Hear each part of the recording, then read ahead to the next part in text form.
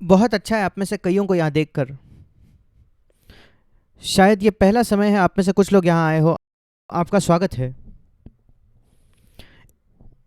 इस 3 दिनों के लिए हमारा विषय है उच्च मसीही जीवन। मैं कुछ कहना चाहता हूँ उन गीतों के बारे में जो हम गाते हैं। मेरे अपने अनुभव से जब मेरा नया जन्म हुआ 63 वर्षों पहले, मैं कलीसिया में जाता था और मुझे गीत गाना बहुत पसंद था। और कुछ समय बाद ये गीत मुझे याद हो जाते थे, मैं सारे शब्द जानता था। और उसके बाद ये हुआ, धीरे धीरे मैं उनको गाने लगा बिना उस मतलब शब्दों के अर्थ के जो मैं गा रहा था। और मेरे ऐसे कुछ अनुभव थे। उन दिनों में हमारे पास गीत की किताब होते थे। ये 50-60 वर्षों पहले की बात है। और गीत जो अगुवाई कर रहा था वो कहता था आइए हम अगला गीत गाए, और हम सब आगे वाले गीत को निकालते थे उस किताब में। और फिर मैंने ये जाना, मुझे याद भी नहीं कि मैंने प्रभु को पिछले गीत में क्या कहा। फिर मैं ये करता था, जब दूसरे लोग अगला गीत गा रहे थे मैं पीछे मुड़ता था पिछले गीत की तरफ, और फिर मैं उसे धीरे धीरे पढ़ता था। मैं कहता था प्रभु मुझे माफ़ करो, मैंने इसको ऐसे ही गाया, इसके विषय में सोचते हुए कि आप यहाँ और मैं आपसे बात कर रहा हूँ। और मैं उसे प्रत्येक पंक्ति पढ़ता था उसमें से। और मुझे कुछ समय लगा कि धीरे धीरे मैं उस जगह आऊँ जब मैं गीत गाता हूँ मैं जानता हूँ कि यीशु मसीह खुद यहाँ है। जहाँ 2 या 3 मेरे नाम से इकट्ठे हो मैं उनके बीच हूँ, और मैं उसके प्रति गीत गा रहा हूँ। और उसने इतना अंतर लाया मेरे जीवन में, ताकि वो गीत केवल मनोरंजन का समय नहीं था या अच्छा गाने का समय नहीं था जैसे लोग कहते हैं, पर एक अर्थ भरा परमेश्वर के साथ बातचीत थी। जब हमने क्रूस के बारे में गाया, कई वर्षों बाद भी, 50-60 वर्षों बाद भी मेरी आंखों में आंसू होते थे जब मैं सोचता था कि यीशु मेरे लिए मरा। और प्रभु ने मुझे दिखाया, प्रकाशित वाक्य उसके 5वें अध्याय में, मैं आपको ये दिखाना चाहता हूँ। स्वर्ग में काफी गीत होंगे, और अगर यहां आप सुर में नहीं गा सकते कोई दिक्कत नहीं। जब आप वहां जाओगे परमेश्वर आपको इतना सिद्ध बनाएगा, आप सबके साथ बिल्कुल सिद्ध तौर पर गा रहे होंगे। पर गाने से भी, सुर में गाने से भी ज्यादा महत्वपूर्ण है कि उसका मतलब। और ये वचन है जो प्रभु ने मुझसे बात की, प्रकाशित वाक्य उसका 5वां अध्याय। प्रकाशित वाक्य हमें स्वर्ग की कुछ झलक देता है, और स्वर्ग की एक चित्र में वो ये बताता है। प्रकाशित वाक्य 5वां अध्याय हम पढ़ते हैं कुछ अगुओं के बारे में, प्राचीनों के बारे में, 6ठे वचन में। और ये जो प्राचीन थे उनके बीच में एक मेमना खड़ा था, और उसने आकर उस किताब को लिया, और वो सारे जो प्राचीन थे और दूसरों ने एक नया गीत गाया। 9वें वचन में लिखा है। और यहां जो नया शब्द लिखा गया है, नया गीत, उसका मतलब है ऐसा कुछ जो हमेशा ताजा है। और मुझे इस प्रकार ये वचन आया, जब वे स्वर्ग में गाते हैं शायद वे 1000वें बार वो गा रहे होंगे वही गीत, पर वो उनके लिए ताजा है। और हम विश्वास करते हैं कि पवित्र आत्मा आया है कि वो स्वर्ग को हमारे हृदय में लेके आ, स्वर्ग का हम उसको चख पाए स्वर्ग जाने से पहले। और इसलिए प्रभु, मैं स्वर्ग जैसा कुछ चखना चाहता हूं। इसका जो यहां लिखा है कि जब मैं गीत तेरे लिए गाऊं, शायद 100वें बार मैं उसे गा रहा हूं, पर वो मेरे लिए वो ताजा होगा मानो उसके पहले मैंने उसको गाया ही नहीं। और विशेष करके जो ये लिखा है 9वां वचन, उन्होंने ये हमेशा ताजा रहने वाला गीत गाया, ये कहते हुए उस वचन के बीच में, तू वध हुआ, तू क्रूस पर मरा। हम कहते पर यह तो पुरानी कहानी है, हम इनको 2000 वर्षों से इस बात को जानते हैं। पर वे उसको इस प्रकार गा रहे हैं मानो वे पहले बार सुन रहे हैं कि यीशु मसीह मेरे लिए उस क्रूस पर मरा। और ये मेरी एक प्रार्थना रही है और आज भी है, प्रभु जब मैं क्रूस के बारे में गाऊं, जो तूने मेरे लिए सहा और तूने 3 घंटे में मेरे लिए नर्क को सहा, जब तू क्रूस पर त्यागा गया था मेरे पाप के लिए, मुझे बचाने के लिए, जो बदतर व्यक्ति में था मुझसे बचाने के लिए, और तेरे अनंत जीवन में मुझे ले जाने के लिए। जब मैं उस विषय में गाता हूं, वो मेरे लिए ऐसा ना हो कि मैं अखबार पढ़ रहा हूं या कोई पुरानी कहानी पढ़ रहा हूं। मैं ये जानूं कि उसकी क्या गंभीरता है। और मैं आपको बताना चाहता हूं, कई कई बार जब हम क्रूस के बारे में गाते हैं, आज भी मेरी आंखों में आंसू होते हैं कि मेरा उद्धारकर्ता मेरे लिए मरा। मैं आपको प्रोत्साहित करना चाहता हूं, ये रातों रात नहीं होगा, पर अगर आप एक निश्चय लोगे आज कि जब आप गीत गाओगे, आप उस मतलब को जानकर गाओगे जो शब्द आप इस्तेमाल करते हो, विशेषकर कलवरी के क्रूस के बारे में। मैं आपको बताना चाहता हूं, शायद 1 साल में या 2 साल में वो आपके जीवन में सच हो जाएगा। इसका मतलब जब कभी आप गाओगे, आप सीधा सीधा मसीह के लिए गाओगे, यीशु के लिए गाओगे। वो ये नहीं रहेगा उसके बाद कि आप ऐसे ही परंपरा के तौर पर गा रहे हो, गाने का समय नहीं होगा। और ये बहुत बड़ा अंतर लाएगा। ये बेहतरीन तरीका है, सर्वोत्तम तरीका आपके हृदय को तैयार करने का कि आप संदेश को सुनो। मेरे जीवन में बहुत बड़ा अंतर इसने लाया है, और पवित्र आत्मा आया है हमारी सहायता करने के लिए। और इसलिए उच्च मसीही जीवन मैं निकालना चाहता हूं, 1 यूहन्ना 2 अध्याय 6 वचन। अगर एक वचन है, शायद किसी भी और वचन से ज्यादा बाकी वचन भी है जो समझाता है या व्याख्या देता है कि उच्च मसीही जीवन क्या है, वो ये वचन है। 1 यूहन्ना 2 अध्याय, यूहन्ना की पहली पत्री 2 अध्याय और उसका 6 वचन। जो कोई ये कहता है कि मैं उसमें बना रहता हूं, मतलब मसीह में बना रहता हूं, हम में से अधिकतर, अगर सब नहीं तो हम कहते हैं कि हम मसीह में हैं। हमने मसीह का स्वीकार किया अपने उद्धारकर्ता के तौर पर और प्रभु के तौर पर, और मसीह हमारे अंदर आया और हम उसमें हैं, उसके देह के अंग है। अगर हम ये कहते हैं तो, या अगर हम ये गाते हैं तो, फिर हमारी एक जिम्मेदारी है। यहां यह अद्भुत वचन है। उसे चाहिए कि आप भी वैसा ही चले जैसा वो चलता था। ये उच्च मसीही जीवन है। जिस तरीके से यीशु मसीह इस पृथ्वी पर चलता था, वो सबसे आशीषित, सबसे खुश, सबसे विजयी, जितने विशेषण आप इस्तेमाल कर सको, अद्भुत जीवन जो कोई कभी जी सकता हो। वो सबसे अमीर व्यक्ति नहीं था इस पृथ्वी पर। वो 60-70 की उम्र तक नहीं जिया, वो केवल 33 वर्षों तक जिया। और उसने अपनी सेवकाई केवल तब शुरू की जब वो 30 वर्ष का था, 3.5 वर्ष केवल। और उसके बावजूद उसके जीवन के अंत में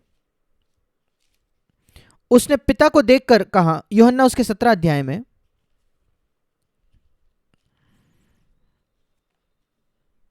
वो पिता के पास प्रार्थना कर रहा था। यह सबसे लंबी प्रार्थना है यीशु की जो बाइबल में दी गई है। यह एक प्रार्थना है। यीशु ने अपनी आंखें स्वर्ग की ओर उठाकर कहा, और उसने कहा, 4 वचन, एक चीज जो उसने कही वहां, मैंने पृथ्वी पर तेरी महिमा की है। कैसे यीशु ने महिमा की पिता की इस पृथ्वी पर? जो कार्य तूने मुझे करने को दिया था उसे पूरा करके। अपने पूरे जीवन में वो इस बात के प्रति सचेत था कि पिता ने उसे इस पृथ्वी पर भेजा है एक विशेष उद्देश्य के साथ खत्म करने के लिए। केवल क्रूस पर मरना नहीं था वो कई लोगों की सेवकाई करना, परमेश्वर के वचन का प्रचार करना, पहाड़ी उपदेश देना, अंधे लोगों को चंगा करना, कई बातें थी। और उसी के साथ 30 की उम्र तक एक बढ़ाई के तौर पर काम करना, वो भी परमेश्वर के उसके लिए इच्छा थी, ये दिखाने के लिए कि मसीहत केवल प्रचार और गीत गाना नहीं है, वो व्यवहारिक काम भी है और अपनी जीविका कमाना है। और वो एक गरीब घर में बड़ा हुआ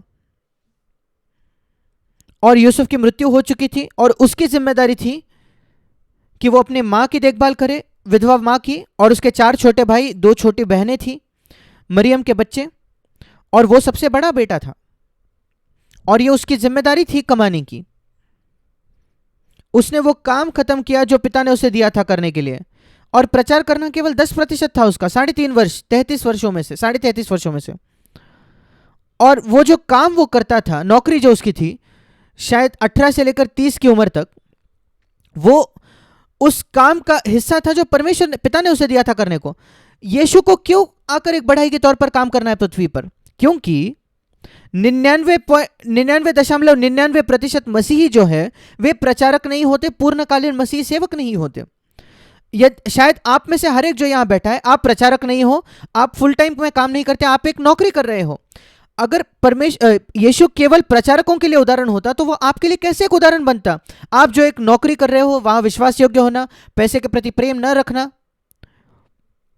और मनन कीजिए कि कैसे यीशु मसीह ने बढ़ाई की दुकान में काम की होगी। वो है उच्च मसीही जीवन, यीशु के जैसे चलना हमारी नौकरी की जगह भी। और मैंने इस पर मनन किया है। एक ऐसे संसार में जहां इतने चुराना है, इतना झूठ कहना है, लोगों को धोखा देकर पैसा कमाना है नौकरियों में, मैंने काफी देखा है। बढ़ाई जो होते हैं बेंगलोर में, भारत में जहां मैं जीता हूं, उनमें से ज्यादातर लोगों को धोखा देते हैं। वे जितनी लकड़ी कहते हैं उतना इस्तेमाल नहीं करते, और जब उसमें कोई दरार आ जाती है वो उसको छिपा देते हैं ताकि खरीदने वाला उसको देख ना सके। मैं निश्चित हूं कि यीशु भी ऐसे ही प्रलोभित हुआ होगा जब उसने एक लकड़ी खरीदी होगी किसी के लिए मेज बनाने के लिए, और उसमें कोई दरार आ जाए, एक प्रलोभन होगा उसको छिपाने के लिए। वो कहता है नहीं नहीं, अगर दरार आ जाए और वो छिपाता, वो बता देता, देखो यहां एक दरार थी और मैंने उसको ऊपर से छिपा दिया है, क्या आप इसको खरीद सकते हो? नहीं तो मैं दूसरा बना देता हूं। आप पैसा नहीं कमा सकते जब आप इस प्रकार सीधे और खरे होने वाले हो, ईमानदार होने वाले हो तो। पर आप अपने जीवन के अंत में कह पाओगे, पिता मैंने उस कार्य को खत्म किया है जो तूने मुझे दिया है। प्रश्न यह है कि आपका लक्ष्य क्या है जीवन में? अगर यीशु मसीह का लक्ष्य था पैसा कमाना, फिर वो हर दूसरों की तरह होता, ये सारी चीजों को छिपा देता और ये नाटक करता कि जो कुछ वो बेच रहा है वो सिद्ध है, जब वो सिद्ध नहीं था। याद रखिए कि वो बिल्कुल हमारी तरह परखा गया। बाइबल हमें बताती है यीशु बिल्कुल हमारी तरह परखा गया। और उच्च मसीही जीवन यह है कि हम इस पाप के संसार में यह प्रकट करें जहां लोग धोखा देते हैं, झूठ कहते हैं, केवल नफे के बारे में सोचते हैं, पैसा कमाने के बारे में सोचते हैं, कैसे दूसरों का फायदा उठाना सोचते हैं। इस प्रकार जिए कि हम किसी का फायदा ना उठाएं। और अगर मुझे हानि उठानी पड़े तो कोई बात नहीं, मैं उठाऊंगा। उसी प्रकार यीशु जिया। और मैं कल्पना कर सकता हूं कि अगर कोई छोटा बच्चा उसके दुकान में आता था और उसने कुछ तोड़ दिया तो वो बिल्कुल उससे नाराज नहीं होता था। वो उस बच्चे को उठाकर चूम कर कहता था, कोई बात नहीं, चिंता मत करो, मैं कुछ नया बना लूंगा। सोच कर देखिए, ऐसा जी कर आप सबसे अमीर बढ़ाई नहीं रहोगे नासरत में, पर आप उस कार्य को खत्म करोगे जो परमेश्वर ने आपको दिया है। और शायद आप एक बढ़ाई नहीं हो, पर जो कोई काम आप कर रहे हो, कई प्रलोभन होते हैं। मैंने देखा जब मैं नौसेना में काम कर रहा था, किसी भी जगह प्रलोभन वैसे ही होते हैं। झूठ कहना, अपने आप के लिए कोई फायदा उठाना। मुझे याद है एक परिस्थिति जिसमें मैं था। मैं सारे बोट्स, जो सारे जहाज होते थे, नाव होते थे, उनके ऊपर था। अलग अलग अफसरों को वो उसके ऊपर रखते हैं, और हमारे पास एक कमांडर होता है, कमांडिंग ऑफिसर, उसके ऊपर एक कैप्टन होता है। और जो नाव होते हैं, ऑफिसर्स को यह अनुमति थी कि वे नावों का इस्तेमाल करें, पर उनको डीजल के लिए पैसे भरने होते थे। अगर अफसर इस्तेमाल करे नाव का तो वो इस्तेमाल कर सकता था, उसको बिल मिलता था। पर जब कैप्टन यूज करता था उस नाव को, बोट को, और जो मेरे पहले बोट ऑफिसर थे वो उसको बिल नहीं भेजते थे। जब वो पिकनिक ले जाता था अपने परिवार को, उसको अनुमति दी थी, बस उसको डीजल के पैसे भरने होते थे। वे ऐसे दिखाते थे कि कैप्टन कुछ दफ्तर के काम से गया है और इसलिए कोई पैसे नहीं भरने पड़े।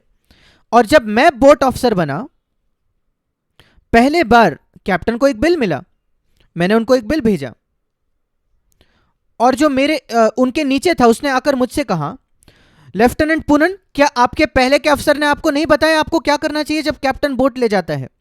मैंने कहा हां सर, मेरा विवेक मुझे अनुमति नहीं देता कि मैं झूठ कहूं। आधे घंटे के अंदर उन्होंने मेरा तबादला कर दिया मेरी नौकरी से। परमेश्वर की स्तुति हो। मैं धन्यवादी हूं ऐसे परिस्थितियों के लिए जहां मैंने कहा प्रभु मैं दिलचस्प नहीं हूं कि वो मुझे मेरे बारे में अच्छा रिपोर्ट लिखे ना या ना लिखे। मैं जानता था कि मुझे वो प्रमोशन नहीं मिलेंगे जो प्रमोशन मैं चाहता था अगर मैं वैसे चल दूँ जैसे यीशु चलता है। पर मैंने कहा प्रभु मैं तुझे प्रसन्न करना चाहता हूँ। मैं अपने जीवन के अंत में कहना चाहता हूँ कि मैंने उस कार्य को पूरा किया जो पिता ने मुझे दिया। मैं एक गवाह था और मैं आपको कुछ कहना चाहता हूँ। वे आपसे शायद सहमत ना हो पर वे आपको कभी भूलेंगे नहीं। और मुझे याद है उस नेवल बेस से मैंने रिजाइन कर दिया। मैंने नौकरी छोड़ दी। 26 का था जब मैं था प्रभु की सेवा करने के लिए। पर 40 वर्ष बाद मेरा एक सहकर्मी जो उसी नेवल बेस में था, जो मुझे मिला था बैंगलोर में, और रिटायर्ड नेवल ऑफिसर्स की एक सभा थी, वो एडमिरल था, और उसने मुझसे कहा जैक मैं तुम्हें कभी नहीं भूल सकता, तुम क्या थे। वे याद रखते थे, कई वर्षों बाद भी उन्हें याद था कि एक बार उनके जीवन में वे एक सच्चे मसीही से मिले थे जो अलग था। और मेरा विश्वास है कि ये आपकी और मेरी भी बुलाहट है भाई और बहनों। आप हम जहाँ कहीं काम करें, जिन लोगों से हम बर्ताव करते हैं, दुकानदार है, परिवार के लोग हैं, पड़ोसी है, वे शायद आपसे नाराज हो जाए क्योंकि आप इतने सीधे हो, इतने खरे हो, पर वे कभी आपको भूलेंगे नहीं। याद रखिए इसे। जो लोग आपको मिलते हैं, जो आपको अच्छे से जानते हैं, अपने पूरे जीवन भर वो याद रखेंगे कि कम से कम एक बार उनके जीवन में वे एक सच्चे मसीही से मिले।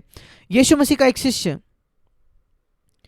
जो कभी उन्हें धोखा नहीं देता था, जो कभी उनसे नाराज नहीं होता था, जो गुस्सा नहीं होता था, यद्यपि उन्हें कुछ करना था आपके लिए और उन्होंने नहीं किया फिर भी। देखिए हम एक ऐसे संसार में जीते जिसका पतन हुआ है, जो गिर चुका है, और हम सब गलतियां करते हैं बचपन से ही। मैं 83 वर्ष का हूं पर मैं अब भी गलतियां करता हूं। हम कभी कोई काम को सिद्धता से नहीं कर सकेंगे जब तक यीशु वापस नहीं आता, और इसलिए हमें दया दिखानी है दूसरों को।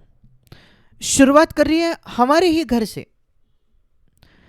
हमें दया दिखानी है हमारे परिवारजनों के प्रति, अपने घर में। जब वे कोई गलती करते हैं, कहिए ठीक है, क्या कुछ टूट गया, ठीक है, हम हमेशा नया कुछ खरीद सकते हैं, या उसके बिना भी हम जी सकते हैं अगर हमारे पास उतने पैसे नहीं है खरीदने के लिए। तो कोई भी चीज इतनी महत्वपूर्ण नहीं है कि हम गुस्सा हो जाए और नाराज हो जाए और दिन भर उसकी चिंता करते रहे। नहीं, कुछ भी इतना महत्वपूर्ण नहीं है। सोचकर देखिए इस प्रकार, आज से 2000 वर्षों बाद जब आप पीछे मुड़कर देखोगे अपने जीवन में और उस घटना को देखोगे जो आपके घर में हुई, जो आपके नौकरी की जगह हुई, कि आप उसके विषय में इतना नाराज हो गए, उस विषय में आप 2000 वर्षों बाद क्या सोचने वाले हो? आज से 2000 वर्षों बाद क्या वो इतना महत्वपूर्ण होगा, इतना मूल्यवान होगा? बिल्कुल भी नहीं। यह है उच्च मसीही जीवन। और मैं आपको यह बताना चाहता हूं,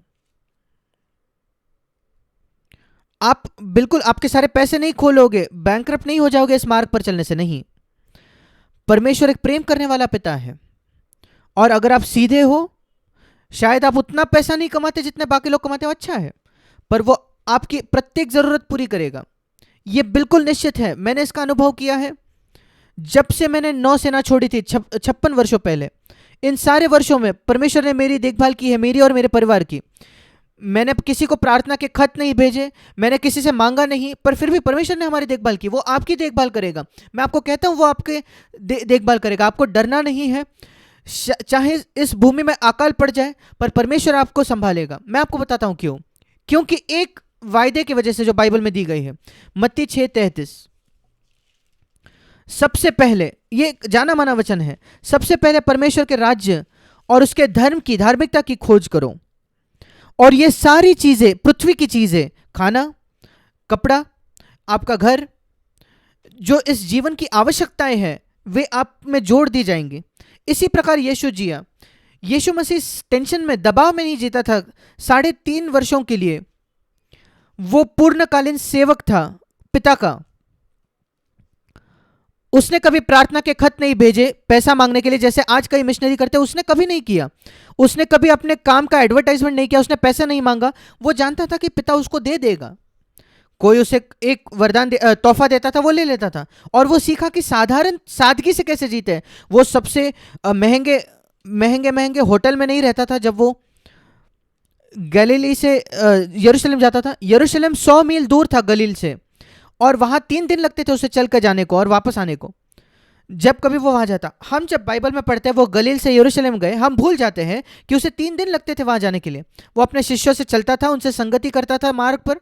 और जब वो यरूशलेम जाता था, कभी कभी लोग उसे अपने घर पे बुलाते थे अपने घर में रहने के लिए। कभी कभी वो पेड़ों के नीचे सोता था जैतून के पर्वत पर, बिना किसी शिकायत के। ये अद्भुत है ये देखना कि यीशु इस पृथ्वी पर कैसे जीता था, और कहना कि प्रभु ये उच्च जीवन है, इसी प्रकार मैं जीना चाहता हूं इस पृथ्वी पर। और मेरा विश्वास है कि प्रभु ने पवित्र आत्मा को भेजा है कि वो हम सबको सहायता करे कि हम ये उच्च जीवन जी सके। इसलिए यूहन्ना 16 में लिखा है, मैं आपको ये वचन दिखाना चाहता हूं। जब पवित्र आत्मा आएगा, 13 वचन, बहुत कंफ्यूजन, बहुत विचलन है आज पवित्र आत्मा की सेवकाई के बारे में। मैं अपने पेंटिकॉस्टल भाई बहनों से प्रेम करता हूं कैरिस्मेटिक कलीसियाओं में, पर मैं मुझे ईमानदारी से कहना चाहूंगा कि मैं उनका जो जोर देना है, जिसको वो ईश्वरीय या अलौकिक चीजें कहते हैं, उस पर जो वो जोर देते हैं उससे मैं सहमत नहीं हूं। वे जो सार्वजनिक तौर पर अन्य भाषा में बात करते हैं, अन्य भाषा ये पवित्र आत्मा का वरदान है, मैं आपको बताना चाहता हूं। पर ये एक वरदान है जो बाइबल बताता है, जो परमेश्वर हमें देता है। मैं आपको संक्षिप्त में समझाता हूं। वो एक वरदान है, परमेश्वर कुछ लोगों को देता है, सबको नहीं, कि जब उनको वो बताना होता है जो उनके हृदय में है परमेश्वर को। वो सार्वजनिक प्रार्थना के लिए नहीं है, कभी नहीं, वो हमारे निजी प्रार्थना के लिए है। जब हम परमेश्वर के सामने वो नहीं कह पाते, पर्याप्त तौर पर अपनी भाषा में नहीं प्रार्थना कर पाते, तब परमेश्वर उन्हें एक नई भाषा देता है। परमेश्वर ने मुझे यह वरदान दिया है 47 वर्षों पहले, और मैंने उसका इस्तेमाल किया है। कभी सार्वजनिक तौर पर नहीं, केवल निजी प्रार्थना में, जब मैं अपने स्वर्गीय दुल्हे से बात करता हूं। क्या आप जानते हो कैसे पति और पत्नी एक दूसरे से ऐसी बातें करते हैं, वो नहीं चाहते कि कोई और उसे सुने। वैसे ही हमें बात करना है अपने स्वर्गीय दुल्हे से, और इसी वजह से वो हमें वरदान देता है, अगर हम चाहते हैं, और अगर हमें चाहिए, और अगर हमें ज़रूरत है तो। और ये एक उपयोगी वरदान है, पर जिस प्रकार उसका इस्तेमाल किया जाता है दूसरी जगहों में, मैं उससे सहमत नहीं हूं। वो मूलभूत उद्देश्य नहीं है पवित्र आत्मा के वरदान का। पवित्र आत्मा आया है, मैं आपको दिखाना चाहता हूं, यूहन्ना 16 उसका 13वां वचन। पवित्र आत्मा जब वो आएगा, सत्य का आत्मा, वो तुम्हें सब सत्य का मार्ग बताएगा, सत्य में ले जाएगा। और सत्य जो शब्द है वो है वास्तविकता, असलियत। वही मतलब है सत्य का नए नियम में। सत्य का विरोध में होता है झूठ कहना या झूठ होना, और वास्तविकता या असलियत के खिलाफ है नकली होना या पाखंड करना, ऐसा दिखावा करना जो सच नहीं है। और पवित्र आत्मा मुझे ले जाएगा और आपको ले जाएगा एक सच्चा जीवन जीने के लिए। इसका मतलब जो आप मुझे देखते हो मैं वही हूं। मेरे पास पीछे कोई पर्दे के पीछे दूसरा जीवन नहीं है। मैं अंदर से अलग व्यक्ति नहीं हूं, जो मैं बाहर दिखता हूं उससे अलग नहीं हूं। मैं आपको बताना चाहता हूं, ये मेरे जीवन के बारे में सच नहीं था शुरुआती दिनों में मेरे मसीह जीवन के। मैं कभी नहीं जानता था कि पवित्र आत्मा से भरने का क्या मतलब है। मेरा नया जन्म हुआ था और मैं उस प्रकार जीता था जैसे अधिकतर मसीह जीते हैं। मैं सचमुच, मेरा नया जन्म हो चुका था। मैं जानता था अगर मेरी मृत्यु होगी तो मैं स्वर्ग जाऊंगा, पर मैं उस पृथ्वी पर वैसे नहीं जीता था जैसे परमेश्वर चाहता था मैं जीऊं। यहां लिखा है कि प्रत्येक व्यक्ति जो कहता है वो मसीह में बना रहता है, उसे चलना है जैसे यीशु चलता था, पर मैं ऐसे नहीं जी रहा था।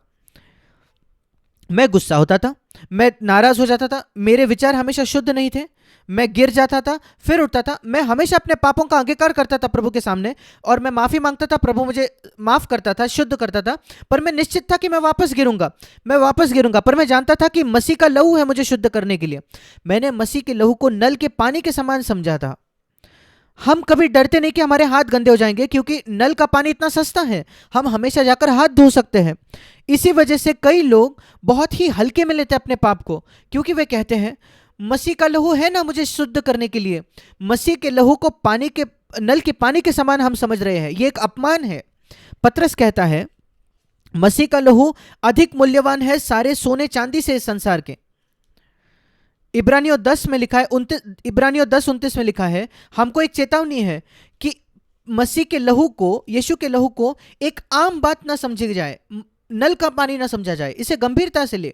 मैंने अपने आप से प्रश्न किया, अगर नल में आने वाला जो पानी है, एक कप पानी के लिए अगर $1000 देने पड़े, तो मैं बहुत सतर्क रहूंगा कि मैं अपने हाथ गंदे नहीं करूंगा, क्योंकि बहुत महंगा है हाथ धोना प्रत्येक समय। और अगर मैं पहचानता हूं कि मसीह का लहू इतना मूल्यवान है, मैं बहुत ही सतर्क रहूंगा कि मैं पाप ना करूं। मैं ये नहीं कहूंगा ठीक है मैं हमेशा यीशु के पास जाकर शुद्ध हो सकता हूं। और जैसे मैंने कहा, दुर्भाग्यपूर्ण मुझे ये सत्य सिखाए नहीं गए थे जिस कलीसिया में मैं जा रहा था जब मेरा नया जन्म हुआ। और अधिकतर कलीसिया में आपको नहीं सिखाया जाता कि आप यीशु के लहू का मूल्य जाने और उस पाप से दूर रहे, या पवित्र आत्मा आपकी सहायता कर सकता है। पर इन सारी बातों ने मुझे बहुत ही लाचार बना दिया, और मैंने कहा प्रभु मैं एक बेहतर जीवन चाहता हूं, मैं एक उच्च जीवन चाहता हूं, मैं बहुत ही निचले स्तर पर जी रहा हूं। और यही स्तर था जहां अधिकतर दूसरे लोग भी जी रहे थे। मैंने एक बार एक मिशनरी से पूछा जो मुझसे 15 वर्ष बड़ा था, मुझे लगा उसे उत्तर मालूम होगा। मैंने उससे पूछा, भाई गंदे विचारों पर हम विजय कैसे पा सकते हैं? उसने विषय बदल दिया और किसी और चीज की बात की। मुझे उत्तर मिल गया, उसे खुद विजय नहीं मिली थी। और यह सत्य है कई कई पुरुषों के साथ, विशेष करके नए जन्म पाए हुए पुरुष, उन्होंने कभी गंभीरता से नहीं लिया है इस मामले को कि हमारा एक शुद्ध विचार का जीवन हो। क्या यीशु मसीह हमारी तरह परखा गया? हां। क्या उसके गंदे विचार थे? नहीं। क्या यह संभव है हमारे लिए कि हम उस जीवन तक आए? नहीं, रातों रात नहीं, पर वहां पहुंचना संभव है क्या? हां। पवित्र आत्मा जब वो आएगा, वो तुम्हें सत्य के मार्ग में ले जाएगा, वास्तविकता में ले जाएगा, एक सत्य के जीवन में, वास्तविकता, असलियत के जीवन में। मतलब आप जो देखते हो मैं वही हूं, आप जो देखते हो मैं वही हूं अपने पारिवारिक जीवन में, मेरे दफ्तर में, मेरे विचारों में, मेरे अंदर। वो है जीवन जिसमें पवित्र आत्मा मुझे ले जाना चाहता है। वो है सत्य का मतलब। इसलिए उसे सत्य का आत्मा कहा गया है, वास्तविकता, असलियत का आत्मा। और यहां लिखा है आगे जाकर 14 वचन में, बीच में, वो मेरी बातों में से, मतलब मसीह की बातों में से लेकर तुम्हें बताएगा, तुम पर प्रकट करेगा, मुझे प्रकट करेगा। और इसलिए एक कार्य पवित्र आत्मा का यह है कि वो मुझे दिखाए कि यीशु इस पृथ्वी पर कैसे जीता था। वही मतलब है उस वचन का। वो मुझे बताएगा, मतलब पर्दा मानो पीछे हटाकर दिखाएगा, प्रकट करेगा। इंग्लिश में जिस शब्द का इस्तेमाल किया गया है, डिस्क्लोज करना, ऐसा कुछ बताना जो एक रहस्य है। उसने ये रहस्य सबको बता दिया। मतलब वो सब नहीं जानते थे, कुछ छिपा हुआ था, पर उसने दिखा दिया, उसने बता दिया सबको। और यीशु के जीवन के बारे में ऐसी चीजें हैं जो पवित्र आत्मा हमें बाइबल से दिखा सकता है। आप जो बाइबल में पढ़ते हो कि यीशु ने बीमारों को चंगा किया, मरे हुओं को जिलाया, जो उपदेश उसने दिए, पर उसके अंदरूनी सिद्धांत जिसके द्वारा यीशु जीता था, वो पवित्र आत्मा दिखाना चाहता है जैसे हम बाइबल पढ़ते हैं। मैं आपको एक या दो उदाहरण दे सकता हूं। उच्च मसीही जीवन, मेरे साथ निकालिए मत्ती उसका 12वां अध्याय। मत्ती उसके 12वें अध्याय में हम एक ऐसे समय के बारे में पढ़ते हैं जहां एक दुष्ट आत्मा ग्रस्त व्यक्ति था। 22 वचन में उसको मसीह के पास लाया गया। वो अंधा था और गूंगा भी था,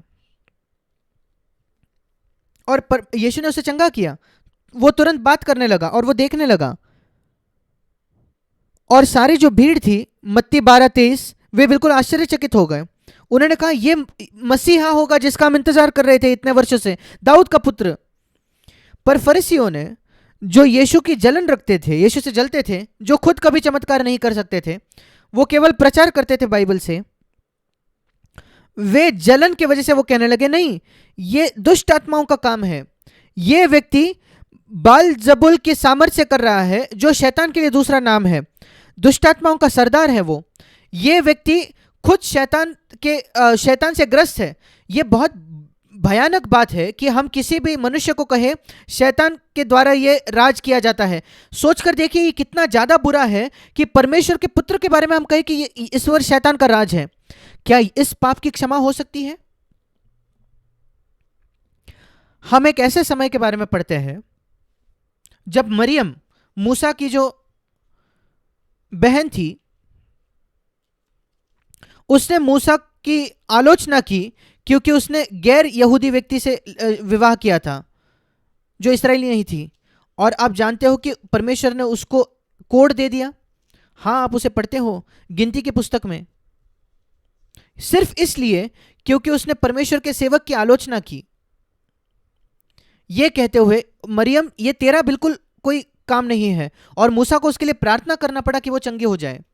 एक और समय था जब एलिशा जो नबी था, एलिशा ने अभी अभी सेवकाई ली थी एलिया से, और वो वापस लौट कर आ रहा था। 42 जवान लड़के, दूसरे राजा में आप पढ़ते हो, उसका मजाक उड़ा रहे थे। एलिया स्वर्ग में एक रथ में, आग की रथ में चले गया था, और उसका मजाक उड़ाने लगे ये कहते हुए, एलिया जो था वो गंजा था, उसके बाल नहीं थे, वो कहता है गंजे तू भी चले जा, उसका मजाक उड़ाया। और जो भालू थे वे वहां से आए और उन सारे 42 लोगों को मार दिया। यह गंभीर बात है परमेश्वर के सेवक के विरुद्ध बात करना। और फिर उसके लिए क्या दंड है जो यीशु मसीह को ही शैतान कह दे। मरियम को कोढ़ हुआ, ये 42 जवान लड़के मार दिए गए, उनको मृत्यु मिली। क्या आप जानते हो फरीसियों को क्या मिला? यीशु से क्या मिला? क्षमा मिली। यीशु ने उन्हें देखकर कहा 32 वचन में, अगर तुमने मनुष्य के पुत्र के विरोध में कोई बात कही है उसकी क्षमा हो गई है। यह है उच्च मसीही जीवन। हम ये अपेक्षा नहीं करते कि किसी पर न्याय आ जाए अगर जो हमें हानि पहुंचाए तो, ये निचला स्तर है।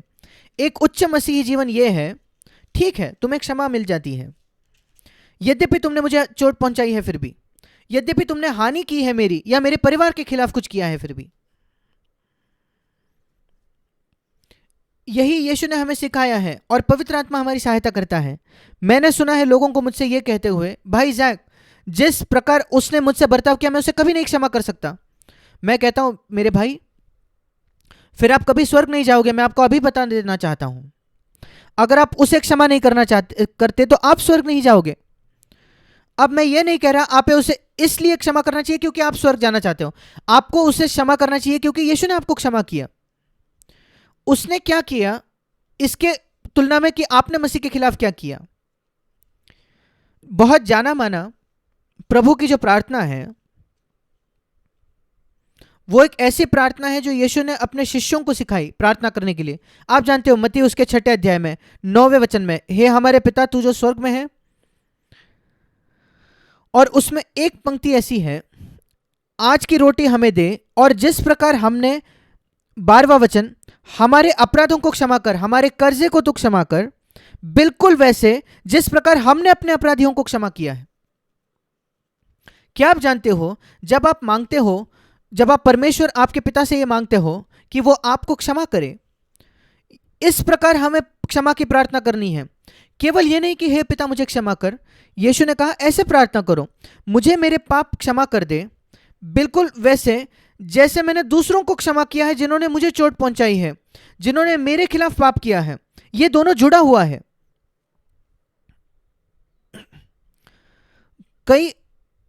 कई विनतियां थी जो यहां की, लगभग 6 विनती है, पर उन 6 विनती जो उसने की थी इस प्रार्थना में, वो एक ही विनती को उठाता है।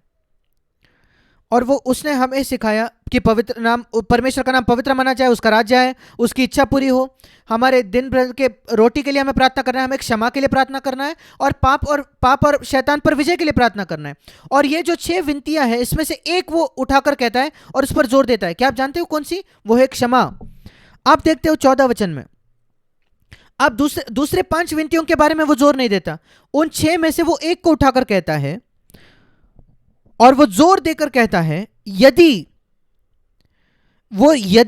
कैपिटल लेटर्स में होना चाहिए, वो उसको बहुत महत्वपूर्ण है, यदि तुम मनुष्य के अपराध क्षमा करोगे तो तब ही यह संभव है कि तुम्हारे स्वर्गीय पिता भी तुम्हें क्षमा करेगा। ठीक है प्रभु मैं समझ गया, नहीं मुझे दोहराना होगा। 15 वचन, यदि तुम मनुष्यों के अपराध क्षमा न करोगे तो तुम्हारा पिता भी तुम्हारे अपराध क्षमा न करेगा। 2 बार वो जोर देता है एक ही 6 में से एक विनती पर जो प्रार्थना में थी। जब आप बाइबल को ध्यान से पढ़ो, आप कुछ बातों को देखते हो, यीशु जोर देता है अगर आपके पिता आपको कोई खत लिखते हैं और वो अंडरलाइन करके लिखते हैं, सब कुछ महत्वपूर्ण है, पर जो उन्होंने नीचे अंडरलाइन किया वो ज्यादा महत्वपूर्ण है। वो अंडरलाइन कर रहा था। याद रखो, इन 6 विनतियों में से एक चीज को याद रखिए, आप क्षमा मांगते हो बिल्कुल वैसे जैसे आपने दूसरों को क्षमा किया है। मुझे क्षमा कर पिता, जैसे मैंने दूसरों को क्षमा की है।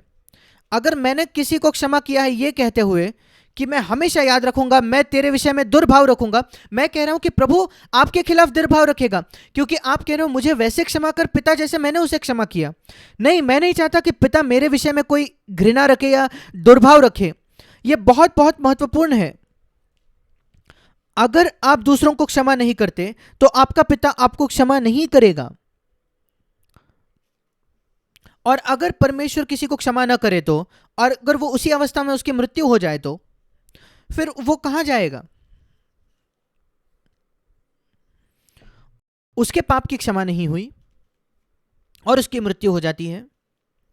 क्या कोई जगह है उसके मृत्यु के बाद, कोई परगेटरी जैसी जगह है क्या जहां वो शुद्ध हो सकता है, उसके पाप क्षमा हो सकते हैं? नहीं।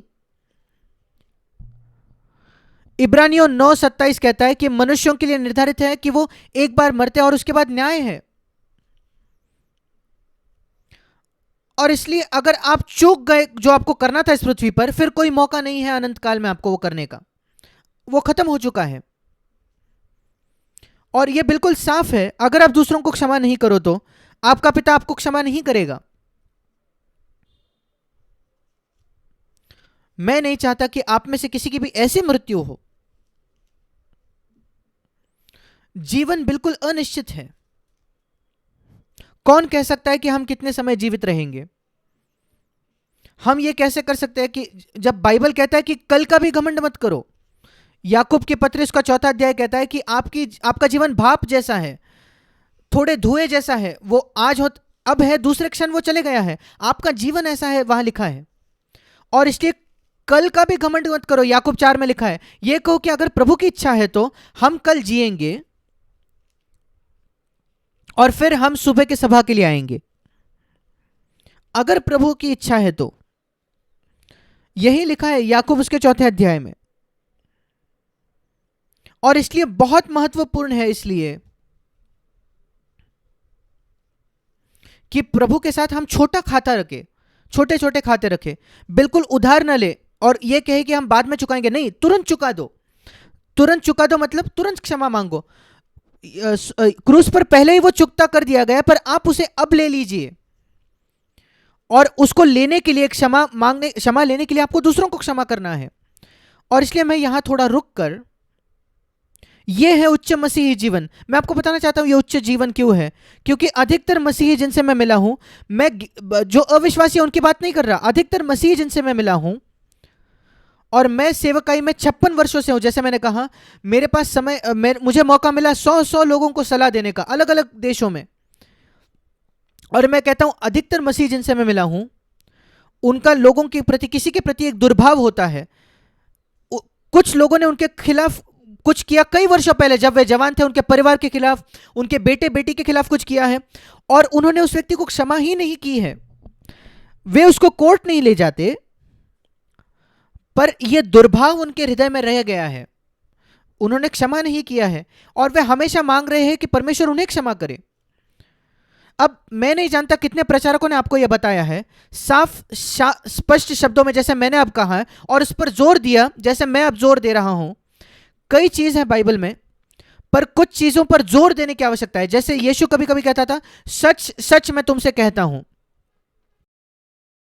सच सच मैं तुमसे कहता हूं। यही मतलब है। क्यों यीशु को जोर देने की जरूरत है? क्या यीशु जो कुछ कहता है वो सच नहीं है? क्या वो कभी झूठ कहता था? हर एक शब्द सच था। फिर वो उसे क्यों कहना पड़ता था कि सच सच मैं तुमसे कहता हूं? वो अंडरलाइन कर रहा था कुछ बातों को। क्यों उसे कुछ बातों को दोहराना पड़ा?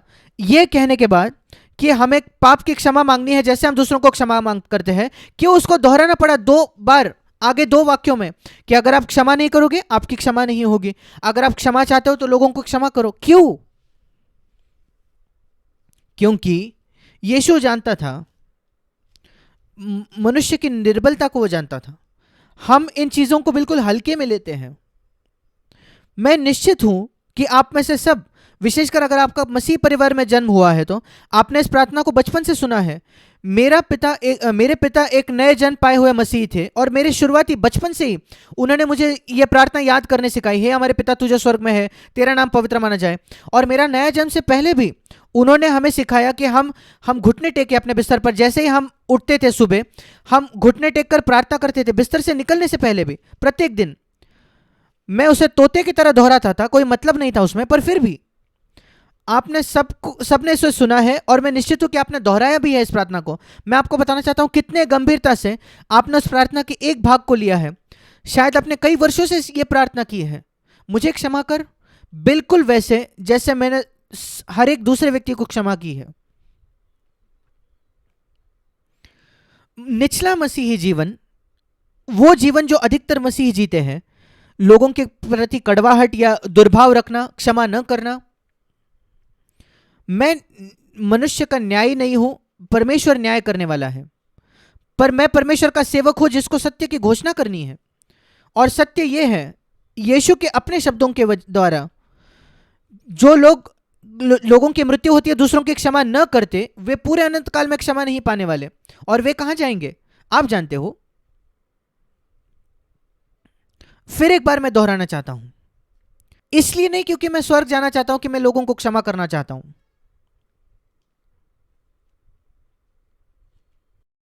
मैं आपके लिए एक वचन पढ़ना चाहता हूं, इफिसियों की पत्री,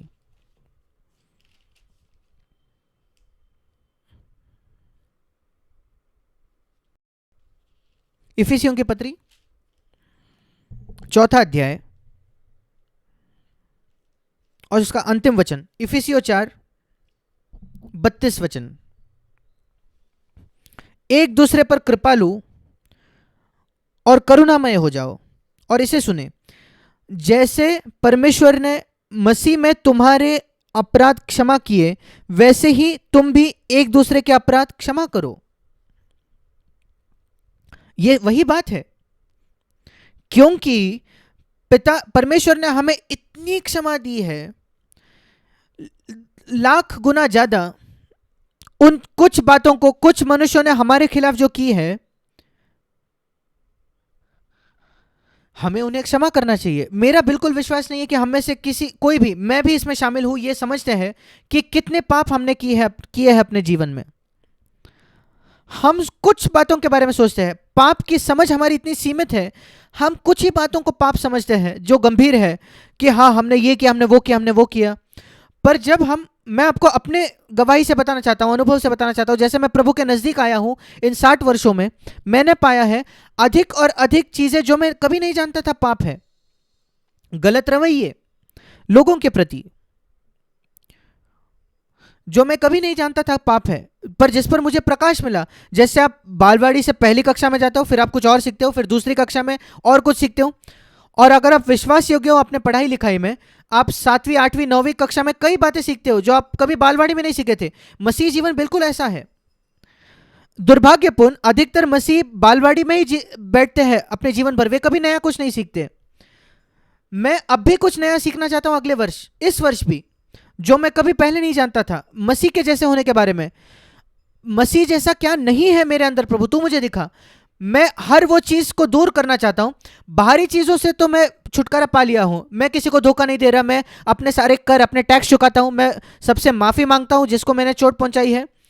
मैं ये अपेक्षा नहीं करता कि कोई मुझे लोग कुछ दे, पर उसके बावजूद मेरे अंदर ऐसे रवैये है, मनोभाव है जो मसीह जैसे नहीं है, जो प्रभु मुझे दिखाने लगता है। मैं आपको एक उदाहरण देना चाहता हूं जो प्रभु ने मुझे कुछ वर्षों पहले दिखाया।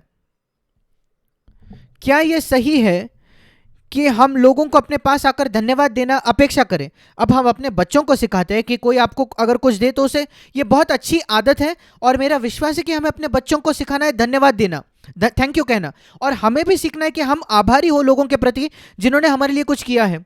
यीशु ने कहा, अगर किसी ने एक व्यक्ति को एक ठंडा पानी भी दिया, ठंडा ग्लास पानी का, वो अपना प्रतिफल नहीं खोएगा। आपको वह वचन याद है? उसने अपने प्रेरितों को कहा, अगर कोई तुम्हें ठंडे पानी का एक ग्लास भी दे दे, उसे कोई कीमत नहीं चुकानी पड़ी, फिर भी वो उसका प्रतिफल नहीं खोएगा। मैंने उस वचन के बारे में सोचा है, मैं अपनी कल्पना का इस्तेमाल करता हूं जब मैं इन वचनों को पढ़ता हूं। मैं कल्पना कर सकता हूं कि यीशु अपना सिंहासन का स्थापना करने आया है और वो किसी छोटे बच्चे को बुलाता है या कोई स्त्री को बुलाता है, बहन को बुलाता है जो 2000 वर्षों पहले जीती थी, मसीह के न्यायासन के सामने वो इसको बुलाता है, इस व्यक्ति को, और वो कहता है तूने मेरे प्रेरित पतरस को एक पानी दिया था, पानी का ग्लास दिया था, यहां तेरा प्रतिफल है। क्या आप उस पर विश्वास करते हो? मैं उस पर विश्वास करता हूं। वो नहीं भूलता, एक पानी, ठंडा पानी का ग्लास भी वो नहीं भूलता कि किसी ने अपने बच्चों को दिया था, परमेश्वर के बच्चों को दिया था। तो ये अद्भुत है। और जब मैंने उसके बारे में सोचा, मैंने कहा प्रभु मैं भी ऐसा होना चाहता हूं। मैं कभी नहीं भूलना चाहता छोटी छोटी बातें जो दूसरों ने मेरे लिए की है, और मैं उसे याद रखना चाहता हूं 20 वर्षों बाद, 25 वर्षों बाद जब मैं उनसे मिलता हूं, मैं कहता हूं हाँ मुझे याद है, आपने मुझे लिफ्ट दी थी आपके कार में जब मैं वहां था और मैं कहीं अटक गया था। मैं धन्यवाद देता हूं, 25 वर्षों पहले ये था, आपने पानी का एक ग्लास दिया मुझे। और इसलिए जब परमेश्वर क्षमा करता है, हमें इतना, हमें नहीं भूलना है, ये एक ग्लास पानी से ज्यादा है, उसने मुझे इतना क्षमा किया। और मैं ये कहने वाला था, मसीह जैसा जो नहीं है, मुझे याद है एक जवान लड़का था हमारे कलीसिया में कई वर्षों पहले, वो अकेला मसीह था अपने परिवार में, इसलिए वो आता था, सभाओं में आता था, और सभा देर हो जाती तो हमारे ही घर में सोता था, और हमारे घर में उतना स्वतंत्र महसूस होता था, सुबह उठकर खुद कॉफ़ी बनाता था और फिर वहीं से वो कॉलेज जाता था। और हमने उसकी बहुत सहायता की, हम बहुत खुश थी, वो आत्मिक तौर पर भी बड़ा हमारे घर में, और कलीसिया हमारे घर में होती थी उस समय। पर फिर उसने अच्छा किया अपनी नौकरी में, उसको बड़ी नौकरी मिलकर वो दूसरी जगह चले गया, और उसने कोई खत नहीं लिखा हमें। हम सोच रहे थे कि ये कहाँ गया, और मैं सोच रहा था कि कितना कृतज्ञ व्यक्ति है, कभी बिल्कुल भी आभारी नहीं है ये व्यक्ति, वो अपना धन्यवाद का भी इजहार नहीं करता। और उस समय प्रभु ने मुझसे बात की, उसने कहा क्या तुम्हें याद है वो वचन जहां प्रभु कहता है उन लोगों को, मैं बीमार था और तुम मुझसे मिलने आए, मैं भूखा था तुमने मुझे खिलाया, मैं प्यासा था तुमने मुझे पानी दिया। और वो कहते हैं प्रभु ये न्याय के दिन होगा, प्रभु हमने कब तुझे इस अवस्था में देखा? और प्रभु उनसे उत्तर देगा, जितना तुमने मेरे छोटे से छोटे भाइयों के लिए किया है, तुमने ये मेरे लिए किया है, और यहां तुम्हारा प्रतिफल है। और उससे मैंने ये सीखा, जब मैं कुछ करता हूं किसी भाई के लिए, मुझे ये अपेक्षा नहीं रखनी कि वो मुझे थैंक यू कहे, धन्यवाद दे या प्रतिफल दे। प्रभु कहता है तूने मेरे लिए किया है, वो इनमें से छोटे भाइयों में से किसी एक के साथ किया, वो मेरे ही साथ किया है। मुझे उस वचन पर प्रकाश मिला, ज्योति मिली, मत्ती 25 अध्याय में है। जब मैं कुछ किसी विश्वासी के लिए करता हूं, मैं वो प्रभु के लिए कर रहा हूं, और अगर मैं प्रभु के लिए कर रहा हूं तो फिर किससे मुझे प्रतिफल या थैंक यू की अपेक्षा करनी चाहिए? उस व्यक्ति से नहीं, उस भाई से नहीं, पर प्रभु से। वहां मैंने ज्योति पाई, मेरे अंदर जो मसीह जैसा नहीं था, वो मसीह जैसे नई कौन सी बात थी कि मैं आभार अपेक्षा कर रहा था एक मनुष्य से जो मैंने उसके लिए किया। अब अधिकतर लोग इसको, वो पाप नहीं है, ये पाप नहीं है कि हम धन्यवाद की अपेक्षा करें, पर मैंने देखा कि ये मसीह जैसा नहीं है ये मनोभाव, क्योंकि मुझे ऐसा करना है मानो मैंने प्रभु के लिए किया। वो मसीह का जवान भाई है और मैंने उसके लिए किया, तो प्रभु कहता है मैं तुझे थैंक यू कहूंगा, अगर तुम धन्यवाद की अपेक्षा करते हो मुझसे करो, उससे नहीं। मैं धन्यवादी था उस पाठ के लिए, क्योंकि उस दिन से आगे मैंने अपेक्षा करना रोक दिया किसी से भी। मेरे लिए आनंद की बात थी मैं लोगों की सेवा करूं, कोई मुझे तकलीफ नहीं होती थी, क्योंकि उन्होंने मेरे लिए धन्यवाद नहीं दिया, तो क्योंकि मैंने यीशु मसीह के एक छोटे भाई के लिए किया है, यीशु मसीह की छोटी बहन के लिए किया है। पवित्र आत्मा ने मुझे दिखाया यीशु मसीह कैसा था। ये बहुत उत्साही एक सफर है, दिन प्रतिदिन जैसे आप बाइबल पढ़ते हो, मसीह जीवन, पवित्र आत्मा आपको ज्यादा ज्यादा मसीह के बारे में दिखाता है।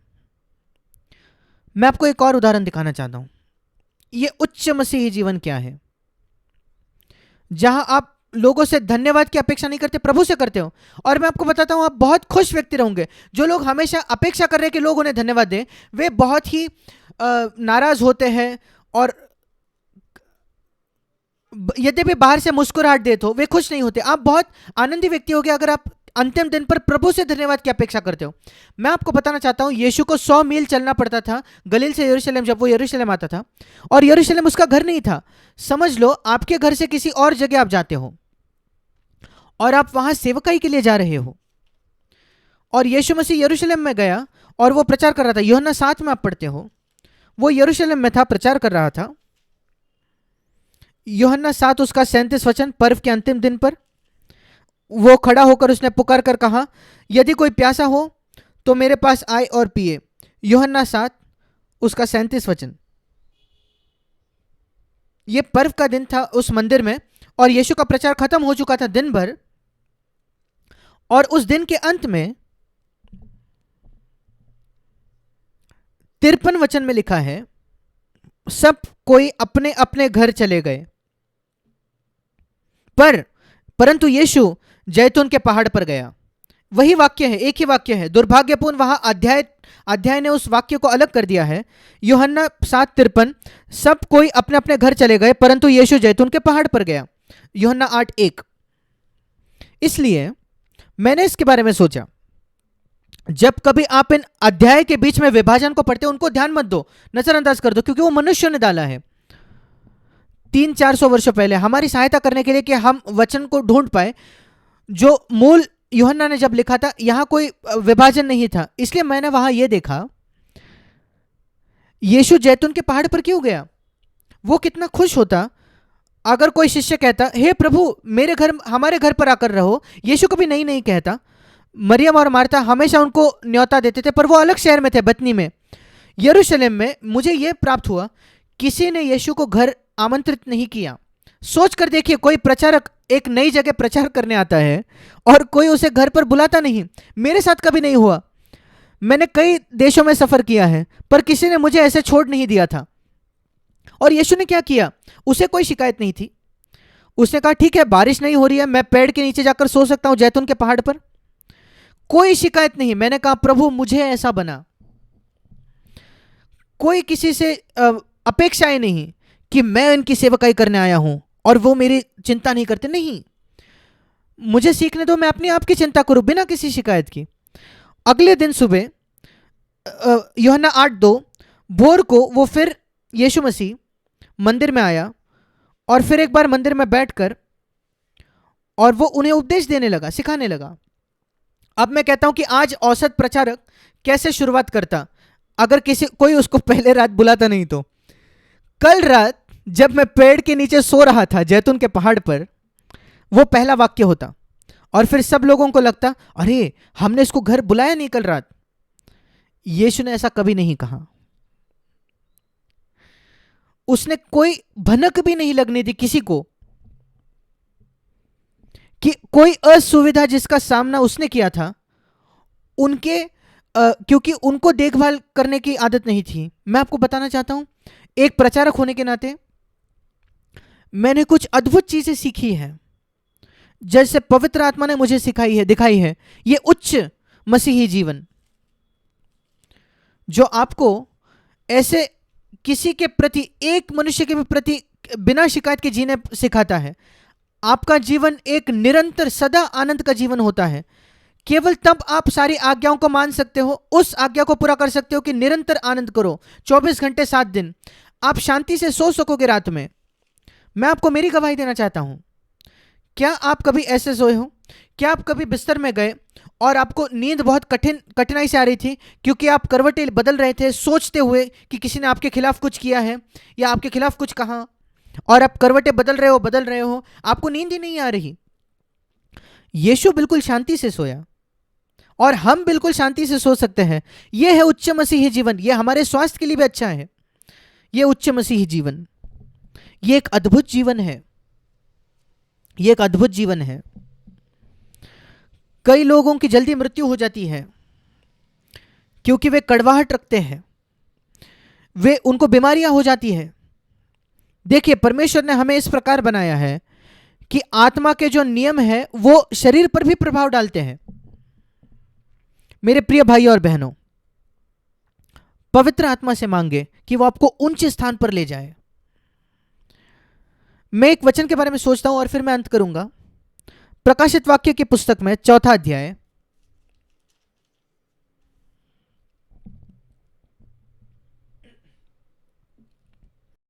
यूहन्ना वो सारी चीजों को देख रहा था पृथ्वी पर कि सारे कलीसियाओं की कितनी बुरी अवस्था है। प्रकाशित वाक्य 2 और 3 अध्याय, अगर आप प्रकाशित वाक्य 2 और 3 अध्याय पढ़ो तो यह बहुत बुरा एक चित्र है कि उनमें से 7 में से 5 कलीसियाओं का बहुत बुरा अवस्था था, बहुत बुरी अवस्था थी। और प्रेरित यूहन्ना था, वो ये देखकर सोच रहा था कि प्रभु ये क्या ही बुरी अवस्था में है ये कलीसिया है। उसको बहुत शोक हुआ होगा, दुख हुआ होगा, और इसलिए प्रभु उसे कहता है 4 अध्याय में, प्रकाशित वाक्य 4 अध्याय 1 वचन, उच्च स्थान पर आ जा, ऊंचे स्थान पर आ जा, यहां ऊपर आ जा और मैं तुझे बातें यहां से दिखाऊंगा। मेरा विश्वास है कि आज प्रभु आपसे और मुझसे यह कह रहा है, ऊपर आ जा, चीजों को स्वर्ग की दृष्टिकोण से देखो। और वही परमेश्वर चाहता है हम में से हर एक के लिए करना, क्योंकि इफिसियों की पत्री, माफ कीजिएगा, कुलुसियों की पत्री उसके 3 अध्याय में लिखा है, कुलुसियों की पत्री 3 अध्याय 1 वचन, अतः जब तुम मसीह के साथ सचमुच जिलाए गए हो तो स्वर्गीय वस्तुओं की खोज में रहो जहां मसीह विद्यमान है और परमेश्वर की दाहिनी ओर बैठा है। पृथ्वी पर की नहीं परंतु स्वर्गीय वस्तुओं पर ध्यान लगाओ, क्योंकि तुम तो मर गए इस पृथ्वी के जीवन के प्रति और तुम्हारा जीवन मसीह के साथ परमेश्वर में छिपा हुआ है। इफिसियों 2 में लिखा है कि हम मसीह के साथ पुनरुत्थित किए गए हैं हमारी आत्मा में। हमें इस पृथ्वी के जीवन को जीना है, हमारी आत्मा स्वर्ग में होते हुए जब हमारी पृथ्वी शरीर इस पृथ्वी पर है। यह अविश्वसनीय है पर यह सच है, यह है जीवन। पवित्र आत्मा हमें यह जीवन देना चाहता है और मैं प्रार्थना करता हूं कि हम सब हमारी सच्ची प्रार्थना बनाएंगे इसको, इस 3 दिन की सभा के परिणाम स्वरूप, कि हम ना केवल सुनेंगे और कुछ जानकारी प्राप्त करेंगे पर वास्तविकता में एक भूख प्राप्त करेंगे एक उच्च जीवन के लिए जो आज तक हमने अनुभव किया उससे ऊंचा। भूख और प्यास ये पहला कदम है हमारे लिए। हम प्रार्थना करेंगे, आइए हम अपने सिरों को झुकाएंगे। कई बातें हैं जो हमने आज सुनी, कोई फर्क नहीं, कोई बात नहीं, अगर आप सब कुछ नहीं याद रख सकते, प्रभु पवित्र आत्मा सही समय पर आपको याद दिलाएगा। पर याद रखिए केवल पहला वचन जो हमने पढ़ा, 1 यूहन्ना 2:6, अगर आप कहते हो कि आप मसीह में हो तो आपकी बुलाहट है कि आप वैसे ही चले जैसा यीशु चलता था। और पवित्र आत्मा आया है आपकी सहायता करने के लिए और मेरी सहायता करने के लिए। आपके हृदय में एक पुकार हो कि प्रभु ये जीवन है जो मैं जीना चाहता हूं, कृपया मेरी सहायता कीजिए इन 3 दिनों में कि मैं ये समझूं कि मैं ये जीवन कैसे जी सकता हूं। धन्यवाद स्वर्गीय पिता तेरे वचन के लिए जो हमेशा हमें ऊंचे स्थान पर ऊंचा और ऊंचा ले जाना चाहता है। मैं आपको धन्यवाद देता हूं अपने पूरे हृदय से। मैं प्रार्थना करता हूं कि हर एक व्यक्ति यहां जिन्होंने इतनी संघर्ष किए यहां आने के लिए, तकलीफ उठाई है, कि वे बहुत आशीष पाकर जाए, उनकी अपेक्षा से बहुत बहुत ज्यादा, तेरे पवित्र आत्मा की वजह से जो हमारे बीच में काम करेगा। धन्यवाद पिता, ऐसा ही होगा यीशु के नाम में, आमीन।